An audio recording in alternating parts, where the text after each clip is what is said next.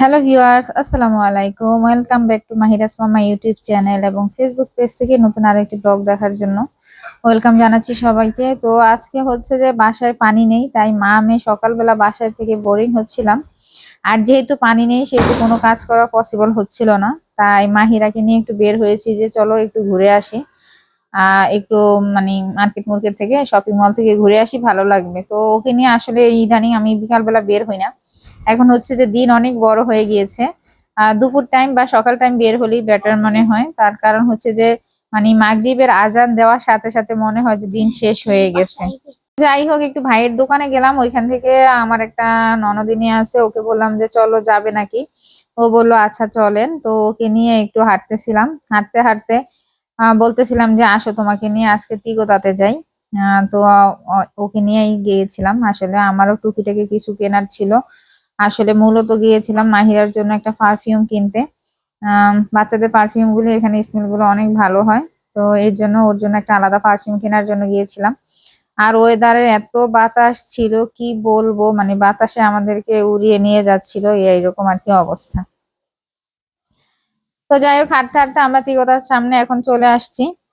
তো ওকে বললাম যে তুমি কিছু কেনাকাটা করবে কিনা। ও বলতেছিল যে হ্যাঁ আমি কিছু কেনাকাটা করতে চেয়েছিলাম, বাট হচ্ছে যে কি কিনবো, আগে চলেন যাই দেখি। তো এই ফার্স্ট টাইম ও আসছে এখানে। ও আমাদের মতো নতুনই আসছে, মামিরা আহ, হচ্ছে যে আমার হাজবেন্ডের মামাতো বোন হয়। তো এই তো আমরা তিগতার সামনে চলে আসছি। তো এখান থেকে কিছু কেনাকাটা করব, করার পরে তাড়াহুড়া করে বাসায় চলে গিয়েছি যে দেখি পানি আছে কিনা। তো যাই হোক, বাসায় এসে দেখি যে পানি চলে আসছে।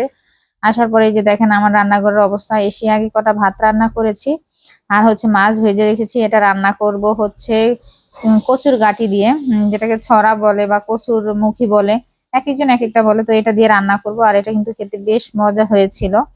সত্যি বলতে এই ফার্স্ট টাইম আমি অন্য কিছু মাছ দিয়ে রান্না করেছি। আমরা সাধারণত ইলিশ মাছ অথবা চিংড়ি মাছ দিয়ে খাই। আর এখানে হচ্ছে পালং শাক নামিয়ে রেখেছিলাম ফ্রোজেন করা, এটা প্যাকেটে ছিল। এটা হচ্ছে যে আপনি একদম তেল দিয়ে বাগার দিলে হয়ে যাবে। তো এই তো পালং শাক দেওয়ার পরে এখানে মেয়েকে কি করব আমরা, আসলে ভেবেছিলাম যে হয়তো বাসায় পানি আসবে না, তাই বাইরে থেকে কলা কিনে নিয়ে আসছিলাম যে মা মেয়ে কলা খাবো। কারণ সকালবেলা আমাদের ওরকম ভালো নাস্তা হয়নি পানি না থাকার কারণে। তো এখানে বাসায় এসে আগে মা মেয়ে কলা নিয়ে বসলাম, আমি একটা খেয়েছিলাম, মেয়েকে দিয়েছি। আর তারপরে রান্না বান্না চলে আসছে। আসলে মহিলাদের পানি ছাড়া মানে গ্যাস ছাড়া জীবন চলে না আর কি। তো এখানে হচ্ছে শাক বাগার দিব, এই জন্য একটু পেঁয়াজ একটু রসুন দিয়ে বাগার দিব। আর আমি এখানে মরিচ দিচ্ছি না, আমরা কাঁচা মরিচ নিয়ে খাবো। তার কারণ হচ্ছে যে মাহিরা ঝাল খেতে পারে না, আর ও শাকটা খুব পছন্দ করে, এর জন্য আমি ঝাল ছাড়াই সবসময় শাকটা বাগার দেই বা রান্না করি। তো ও আর কি এটা মজা করে খেতে পারে। তো এই তো ছিল আমাদের আজকের ব্লগ। এদিকে ওয়েদারও বেশি ভালো ছিল না, সকাল টাইমটা বৃষ্টি ছিল, আর এখনো দেখেন বৃষ্টি পড়তেছে গুড়ি গুড়ি, বোঝা যাচ্ছে না হয়তো বা।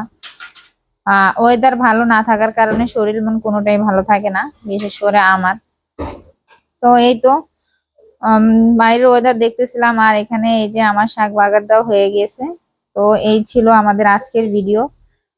তো যে যেখান থেকে দেখছেন লাইক দিয়ে, যার ভালো লেগেছে অবশ্যই লাইক দিয়ে দেখার অনুরোধ রইল। আশা করছি সবার কাছে ভালো লাগবে। তো আপনারা যারা খাননি কখনো এরকম কিন্তু কচুর মুখি দিয়ে এই অরাতা মাছটা রান্না করে খেতে পারেন, যারা ইতালিতে আছেন। এটা কিন্তু খেতে বেশ ভালো লাগে। আর অরাতা মাছের মধ্যে একটা ইলিশ মাছের ফ্লেভার আসে, যদিও ইলিশ মাছ না, বা ইলিশ মাছের মধ্যে একটা ফ্লেভার আসে, খেতে কিন্তু বেশ ভালো লাগে। বিশেষ করে এটার মাথা খেতে কিন্তু অনেক ইয়ামি হয়, মানে ভালো লাগে আর কি। তো এখানে এই তো আমার শাক নাড়াচাড়া দিয়ে নিচ্ছিলাম, এটা একটু ঢেকে দিলে এটা খুলে যাবে। তো বাহিরে এখন আর কি বৃষ্টি পড়ছে, তো আমাদের সেদিন সারাদিনই বৃষ্টি পড়ছিল কালকে। তো এই তো ছিল আমাদের আজকের ব্লগ। সবাই ভালো থাকবেন, সুস্থ থাকবেন, যে যেখান থেকে দেখছেন। সবাইকে অনেক ধন্যবাদ আমার ভিডিও দেখার জন্য, আর লাইক দিয়ে দেখার জন্য অনুরোধ রইল।